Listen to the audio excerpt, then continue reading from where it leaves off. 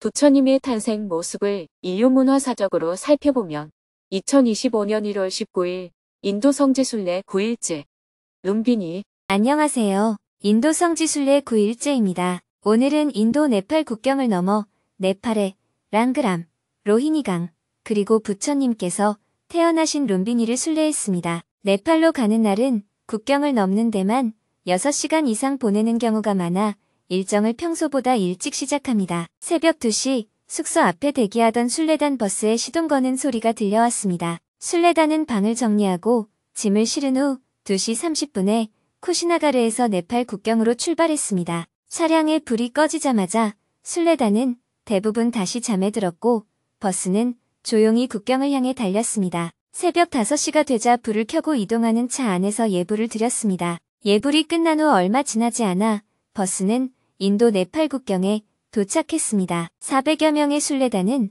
순서대로 차에서 내려 질서 있게 줄을 섰습니다. 일사불란하게 움직였지만 국경을 통과하는데 시간이 얼마나 걸릴지는 여전히 불확실했습니다. 차 안에서 기다리는 동안 스님은 무전기를 이용해 법문을 시작했습니다. 국경에서 얼마나 기다릴지 모르겠습니다만 진행이 빠른 것 같아요. 아마 3시간 정도면 마무리되지 않을까 싶습니다. 기다리는 동안 공부를 하겠습니다. 가이드북을 펴세요. 스님은 빨리어로 된 3귀이와 5개에 대해 설명했습니다.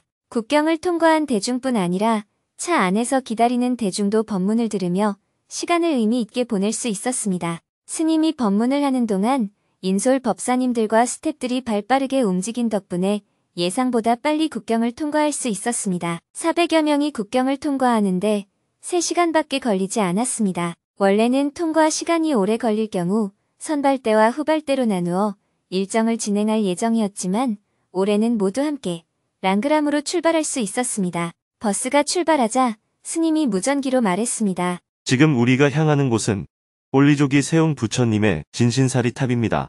이 탑은 한 번도 허문 적이 없는 곳으로 아쇼카왕조차 사리를 꺼내지 못했습니다. 오늘은 이곳 꼴리족의 사리탑을 참배하고 내일은 석가족이 세운 사리탑을 참배할 예정입니다. 오전 10시 랑그람에 도착한 순례단은 자리에 앉아 잠시 입정을 한 후 스님께 법을 청하며 삼배를 올렸습니다. 스님은 먼저 대중에게 국경 통과가 순조롭게 진행된 배경을 설명했습니다. 예년에는 국경 통과에 5시간 이상 걸렸지만 올해는 인도에서 창구를 많이 열어주었고 네팔 국경을 넘어가는 사람이 거의 우리 순례단뿐이라 순조로웠습니다. 덕분에 랑그람에서 오랜만에 이렇게 많은 대중이 함께 참배할 수 있게 되었습니다. 이어서 부처님 당시의 인도 지리와 역사를 소개하며 이곳 랑그람의 중요성을 설명했습니다. 인도는 북쪽은 히말라야와 힌두쿠시 산맥, 서쪽은 타르 사막, 동쪽은 아라칸 산맥, 남쪽은 인도양으로 둘러싸여 고립된 지역으로 독자적 문명을 형성한 대륙입니다. 당시 인도에는 300여 개의 크고 작은 나라가 있었는데 이곳 랑그람은 꼴리족이 세운 나라의 한 지역이었습니다. 두 왕국은 결혼 동맹으로 이어져 있었고 야소다라와 마야 부인이 바로 꼴리족 출신입니다. 설명이 끝나고 대중은 랑그람 사리탑 앞에서 예불을 드리고 잠시 명상을 했습니다. 명상을 마친 뒤 탑도리를 하며 공경의 마음을 표현했습니다. 원래는 숙소로 가서 점심 식사를 할 계획이었지만 스님은 운전기사들을 고려해 일정을 유연하게 조정했습니다. 날씨가 갑자기 추워졌네요. 원래는 숙소로 이동해 점심을 먹으려 했는데 기사님들이 지금 식사를 준비하고 계시다고 합니다. 우리가 숙소로 가면 기사님들이 밥을 준비하다가 말고 다시 운전을 해야 하니 번거로울 것 같아요. 그래서 조금 춥더라도 여기에서 점심을 먹고 가도록 하겠습니다. 괜찮으시죠? 기사님들이 새벽부터 운전하시며 고생하셨으니 우리가 조금 배려하도록 합시다. 그럼 랑그람 일정은 여기까지 마무리하고 점심 공양 후 로히니 강으로 이동하겠습니다. 순례단은 준비해온 도시락으로 점심을 먹고 버스를 타기 위해 밖으로 나왔습니다. 어느새 주변 마을에서 아이들이 모여 있었습니다. 스님은 아이들에게 과자를 나누어 주고 로히니 강으로 출발했습니다. 10분 정도 차로 이동하니 모래사장이 나타났습니다. 차 안에서 로히니 강을 바라보며 스님이 설명을 시작했습니다. 물이 귀하냐? 피가 귀하냐. 자, 이곳이 로히니강입니다. 석가족의 나라인 카필라바스투와 부처님의 어머니 마야 부인의 고향인 꼴리족의 수도 데바다 사이를 흐르는 강입니다. 어느 해 이 강물을 두고 석가족과 꼴리족 사이에 물싸움이 일어났습니다. 가뭄이 들어 물의 양이 줄어들자 곡식이 타들어갔어요. 꼴리족은 수도가 가까우니 농사를 망치지 않기 위해 우리만 물을 쓰겠다고 석가족 농민들에게 이야기했습니다. 그러자 석가족 농민들도 물을 우리 쪽으로 배겠다고 맞섰습니다. 그렇게 서로 말싸움을 하다가 돌멩이를 집어던지며 싸우게 되었습니다. 싸움이 커지자 양쪽 군대가 농민을 보호하려고 나섰지만 감정이 격해지면서 전쟁 직전까지 치달았습니다. 부처님께서 이 이야기를 듣고 어리석은 사람들이 많은 피를 흘리겠구나 하며 싸움을 말리기 위해 이곳에 오셨습니다. 경전에는 부처님이 이 두 강 사이 허공에 떠 있었다고 기록되어 있습니다. 이는 지극히 중립적인 위치에서 양쪽을 대등하게 바라보셨다는 뜻이겠죠. 부처님께서 양쪽 군대 대장을 불러 물었습니다. 너희 몸에 흐르는 피가 더 귀하냐? 이 강에 흐르는 물이 더 귀하냐? 피에 비하면 물은 하찮은 것입니다. 그렇다면 왜 하찮은 물을 위해 소중한 피를 물처럼 흘리려 하느냐? 부처님의 말씀에 두 종족은 감정이 누그러졌고 정신을 차리게 되었습니다. 결국 화해하고 힘을 합쳐 강물을 잘 관리하며 그의 가뭄을 함께 이겨냈다고 합니다. 이런 이야기를 들으면 남북한 갈등과 비슷하지 않나요? 남북한의 대립이나 여야의 갈등처럼 로히니강에서 일어난 분쟁은 전체의 이익보다 자신의 이익만을 앞세워 나라를 혼란에 빠뜨리는 어리석음을 보여주는 대표적인 사례입니다. 불교의 평화 사상을 잘 보여주는 이야기이기도 합니다. 자, 그러면 함께 경전을 독송하겠습니다. 스님은 대중과 함께 경전을 독송하며 평화와 화합의 가치를 되새겼습니다. 로히니강을 떠나 차를 타고 약 1시간 이동해 오후 1시에 부처님의 탄생 성지인 룸비니에 도착했습니다. 순례단은 마야 부인을 기념하여 세운 마야대비 템플 앞에 자리를 잡고 스님께 청법 3배를 올린 뒤 성지 안내를 들었습니다. 여기가 부처님께서 태어나신 곳 룸비니 성지입니다.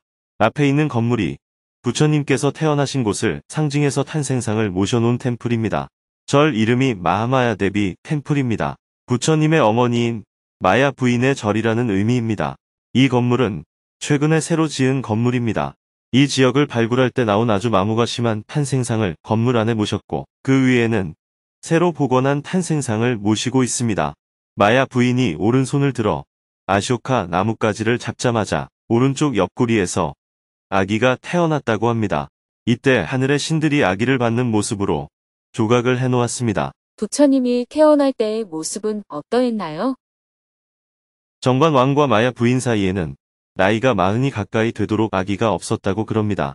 요즘 같으면 나이 40에 아기를 낳는 사람들이 종종 있지만 옛날에는 벌써 손자를 볼 나이였습니다. 마야 부인은 그때까지 아기가 없었기에 왕국이 편안하지만은 않았습니다. 그래서 늘 후계자 문제가 제기되어 근심과 걱정이 많았다고 합니다. 그런 가운데 아기가 생겼으니까 참으로 경사스러운 일로 느껴졌을 겁니다. 마야 부인은 나라의 큰 축제가 열리는 날에 갖가지 형태로 많은 보시를 하고 잠이 살짝 들어 꿈을 꾸었습니다. 하늘에서 음악 소리가 들려 2층 난간에서 소리 나는 쪽으로 올려다보니까 저 하늘 위에서 뭔가 별빛 같은 게 반짝거리며 가까이 다가왔습니다. 점점 가까이 오는 걸 보니까 상아가 6개 달린 흰 코끼리였습니다. 보통 코끼리는 상아가 2개 달렸는데 상아가 6개 달렸다는 것은 최고로 성스러운 징조를 상징합니다. 흰 색깔도 성스러움을 상징하고요. 그런데 갑자기 코끼리가 오른쪽 옆구리로 확 들어와 버렸습니다. 순간 깜짝 놀라 눈을 떠보니까 꿈이었어요. 마야 부인은 꿈속에서 본 이 기이한 현상을 선인을 불러 물었습니다. 선인은 귀한 분을 잉태할 꿈입니다. 하고 대답합니다. 그 말을 듣고 정관 왕과 마야 부인은 크게 기뻐했습니다. 임신 후 9달이 지나 아기를 낳을 때가 가까이 왔습니다. 당시에는 산모가 친정에 가서 아이를 낳는 것이 풍속이었어요. 그래서 마야 부인은 가마를 타고 카필라성 동문을 나와 친정이 있는 데바다하로 갔습니다. 데바다하가 카필라성의 동쪽에 있었기 때문에 동문으로 나온 것입니다. 가던 길에 이곳 룸비니에 이르렀는데 그때가 정오쯤이었다고 합니다. 경전에는 이곳에 있는 아쇼카 나무에 흰 꽃이 흐드러지게 피어 있었다고 해요. 꽃구경도 하고 조금 쉬어도 갈 겸 마야 부인도 가마에서 내려 꽃을 구경했다고 합니다. 그때 부인이 오른손을 들어 꽃가지를 잡았는데 그때 상기를 느꼈습니다. 그래서 이곳에서 천막을 치고 아이 낳을 준비를 했어요. 그렇게 부처님이 태어났습니다. 아기가 태어나자마자 동서남북으로 7발자국씩 걸었다. 한 손으로는 하늘을, 다른 손으로는 땅 위를 가리키며 사자처럼 외쳤다. 천상천하 유아독존, 삼계계고 아당한지, 풀이를 하면 하늘 위 하늘 아래, 즉 사람과 신들 가운데 오직 내가 가장 존귀한 존재다. 삼계가 다 괴로움 속에 빠져 있구나. 내 일을 마땅히 편안하게 하리라, 이런 뜻입니다. 그런데 사람들이 이 문구 중에서 대부분 앞의 문장만 기억하고 뒷 문장은 모르는 경우가 많습니다. 천상천하 유아독존만 알지 삼계계고 아당한지는 대부분 모릅니다. 뒷 문장은 보살의 원 중에서 상부보리, 하화중생과 같은 개념이라고 할 수 있습니다. 원래는 친정에 가서 아이를 낳아야 하지만 가는 도중에 아이를 낳았기 때문에 마야 부인은 아이를 안고 카필라성으로 돌아왔습니다. 그런데 돌아오자마자 일주일 만에 세상을 떠나고 맙니다. 이렇게 되자 마야 부인의 형제자매 중에서 아직 결혼하지 않았던 막내 여동생인 마하파제파티 부인이 다시 카필라성으로 시집을 오게 되었습니다. 마하파제파티 부인은 부처님의 어머니 쪽으로 보면 이모가 되고 아버지 쪽으로 보면 새어머니가 됩니다. 이렇게 해서 부처님은 양모 또는 이모에게서 키워지게 됩니다. 그래서 친어머니가 일찍 돌아가셨지만 이모에게서 친어머니만큼의 극진한 사랑을 받으며 자랐기 때문에 부처님이 어머니가 일찍 돌아가신 것으로 인해 어떤 나쁜 영향을 받지는 않았던 것 같습니다. 당시 부처님의 일생을 쓴 사람의 입장에서는 위대한 성인의 탄생 모습을 기록으로 남기면서 이런 의문이 들었나 봐요. 이렇게 위대하신 인간과 신들의 스승인 천인사께서 어떻게 출가 후 6년의 수행만으로 그런 경지에 이르렀겠는가. 과거 여러 생으로부터 헤아릴 수 없는 수행의 공덕이 있었을 것이다. 이러한 관점으로 부처님을 이해했기 때문에 부처님께서 과거생의 보살로서 한량없이 수행한 전생 이야기가 수없이 등장합니다. 현재 남아있는 전생담 이야기가 무려 547가지나 됩니다. 팔리어로는 자타카, 한역으로는 본생담이라는 경전 속에 수많은 전생 이야기가 나옵니다.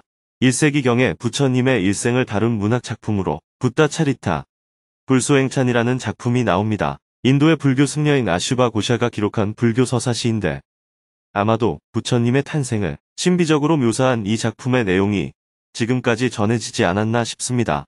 부처님의 탄생 모습을 인류문화사적으로 살펴보면 부처님께서 마야 부인의 오른쪽 옆구리에서 태어났다는 표현을 오늘날 인류문화사적으로 해석해보면 부처님이 크사트리아 계급이었음을 상징합니다. 인도의 설화에는 신이 우주를 창조하고 마지막으로 인간을 창조할 때 신의 입에서는 브라만을 창조하고 신의 옆구리에서는 크사트리아를 창조하고 신의 배에서는 바이샤를 창조하고 신의 두 발에서는 수드라를 창조했다고 나옵니다. 이것이 카스트 제도의 기원이 되어서 브라만은 신을 찬탄하며 살아가고 크사트리아는 두 팔로 세상을 다스리면서 살아가고 바이샤는 배에서 태어났으니 먹고 사는 일과 관련된 농사를 짓고 장사하며 살아가고 수드라는 두 발에서 태어났으니 심부름하고 노동하면서 살아가는 것이 계급 질서로 자리를 잡게 된 겁니다. 그래서 부처님이 옆구리에서 태어났다는 표현은 부처님이 왕족 출신이라는 걸 상징하는 것입니다. 부처님이 태어나자마자 7발자국을 걸었다는 표현은 육도윤회에서 벗어났다는 의미입니다. 윤회에서 벗어나는 것이 해탈입니다. 지옥, 악귀, 축생, 아수라, 인간, 천상을 육도윤회라고 해요. 부처님이 태어나자마자 7발자국을 걸었다는 것은 이 육도윤회를 벗어나 부처가 되실 분이라는 것이 태어나자마자 이미 예정되어 있었다는 것을 상징한다고 볼 수 있습니다. 정반왕은 안정을 찾으면서 아들의 미래가 궁금해졌어요. 그래서 저 설산에서 아시타 선인이라는 분을 불러서 부처님의 관상을 보게 했습니다. 그랬더니 아시타 선인이 아기의 관상을 보고 눈물을 흘렸다고 합니다. 그래서 왜 우는지 물었더니 이렇게 대답합니다. 이분은 이 세상에 있으면 전륜성 왕이 될 것이오. 출가하면 부처를 이루리라. 그런데 내가 나이가 너무 많아서 그분의 가르침을 들을 기회가 없을 것 같아서 슬퍼서 눈물이 났다. 그리고 자신을 시봉하는 제자에게 먼 훗날에 이 세상에 부처가 출현했다고 하면 반드시 찾아가서 가르침을 들으라고 말합니다. 이 이야기를 듣자 정반왕도 자기도 모르게 아들에게 절을 했다고 합니다. 부처님은 어린 시절에 두 분의 스승을 모시고 학습을 했습니다. 한 스승은 철학, 문학, 예술 분야를 가르치고 다른 한 스승은 왕도, 즉 무술, 군사, 행정을 가르쳤습니다. 하나를 가르치면 열을 학습할 정도로 스승을 뛰어넘는 총명한 아이였다고 해요. 오늘이 부처님 오신 날은 아니지만 부처님이 태어나신 곳에 왔으니까 아기 부처님께 욕불 의식을 하고 탑도리를 하겠습니다. 성제 안내를 마친 후 대중은 경전을 독송하고 명상을 했습니다. 명상을 마치고 마야대비 템플을 향해 예불을 올리고 스님이 순례단을 위해 축원을 해주었습니다. 이어서 반야심경을 독송하고 부처님의 탄생을 되새기며 욕불의식을 했습니다. 욕불의식이 끝난 후 순례단은 합장을 하고 한 줄로 서서 석가모니불 정근을 하며 아쇼카석주를 지나 마야대비 템플로 들어갔습니다. 부처님의 탄생상과 발자국을 본 후 룸비니 동산을 한 바퀴 돌아 자리로 돌아왔습니다. 룸비니에서 약 3시간 동안 참배를 마치고 스님은 순례단에게 다음날 일정을 안내한 후 숙소인 대성석가사로 걸어갔습니다. 5시가 되어 대성석가사에 도착하니 총무 보현 스님이 맞아주셨습니다. 스님은 먼저 법당으로 가서 절을 올렸습니다. 법당에는 부처님과 용성조사님이 모셔져 있었습니다. 순례단은 저녁 식사를 하고 6시 30분부터 법당에서 예불을 드렸습니다. 예불을 마치고 보현 스님은 순례단을 환영하며 대성석가사의 역사와 불사 과정을 소개했습니다. 안녕하세요. 저는 대성석가사 총무 보현 스님입니다. 여러분을 만나 뵙게 되어 반갑습니다. 정토회에서 매년 성지순례를 하실 때 룸비니 대성석가사에 머물러 주셔서 감사합니다. 대성석가사는 1995년 불심도문 큰 스님께서 네팔 정부와 임대 계약을 체결하며 시작되었습니다. 같은 해에 법신 스님이 이곳에 오셔서 불사를 시작하셨고 1999년부터 2001년까지 대웅전 법당을 짓는 공사를 진행하며 동시에 여러분이 머무르고 계신 요사체도 함께 완공했습니다. 법당은 2007년에 골조 공사가 끝났으며 이후 2014년부터 2022년까지 단청 불사를 진행해 현재의 모습을 갖추게 되었습니다. 법당이 참 크죠? 부처님이 태어나신 룸비니에 많은 불자들이 모여 대법회를 열 수 있는 한국의 사원이 있다는 점이 참 뿌듯합니다. 보현 스님은 대중의 편안한 순례를 기원하며 이어 말씀했습니다. 시설이 아주 좋은 편은 아니어서 춥고 불편하실 수 있습니다. 하지만 정토의 순례단 분들은 항상 밝은 표정과 가벼운 마음으로 이곳을 찾아주셔서 보기에 참 좋습니다. 머무시는 동안 잘 쉬고 가셨으면 좋겠습니다. 감사합니다. 스님은 보현 스님의 이야기를 이어받아 대성석가사가 가진 의미를 덧붙였습니다. 이곳은 용성 진종조사님의 유훈 10가지 항목 중 하나인 인도 불교 유적지를 잘 가꾸어라는 가르침을 실천한 곳입니다. 불심도문 큰 스님이 이 룸비니에서 대작 불사를 시작하셨고 그 불사를 실제로 완성한 분은 여기 계신 보현 스님의 은사 법신 스님입니다. 법신 스님은 저와 중 고등학교를 함께 다녔고 같은 스승 밑에서 공부한 도반입니다. 체구는 작으셨지만 이처럼 큰 법당을 지으신 걸 보면 어마어마하게 크신 분입니다. 지어진 건물을 와서 보는 것은 쉽지만 그 짓는 과정은 결코 쉽지 않았습니다. 이곳은 둥게스 와리처럼 치안이 좋지 않아 각국의 스님들이 피해를 입기도 했습니다. 그런 환경 속에서도 20여 년 동안 불사를 이어가며 이렇게 큰 법당을 마련한 것은 정말 귀한 일입니다. 우리가 지금까지 순례하며 한국 사원에서 묵은 적은 없었죠. 늘 다른 나라의 사원에서만 머물렀는데 이번에는 한국 불교를 빛내는 대성석가사에 머물게 되어 뜻깊습니다. 하지만 이곳을 혼자 운영하며 힘든 환경 속에서도 법당을 지켜온 보현 스님께 특별한 감사와 격려의 박수를 부탁드립니다. 대중은 보현 스님의 헌신에 깊은 감사와 응원의 마음을 담아 뜨거운 박수를 보냈습니다. 30분 정도 인사를 나눈 후 순례단은 숙소로 돌아가 내일 도시락을 준비한 후 잠자리에 들었습니다. 새벽 2시부터 시작된 긴 하루가 끝났습니다. 내일은 새벽 3시에 탄센으로 출발해 일출을 보고 부처님이 성장하신 카필라성을 순례합니다.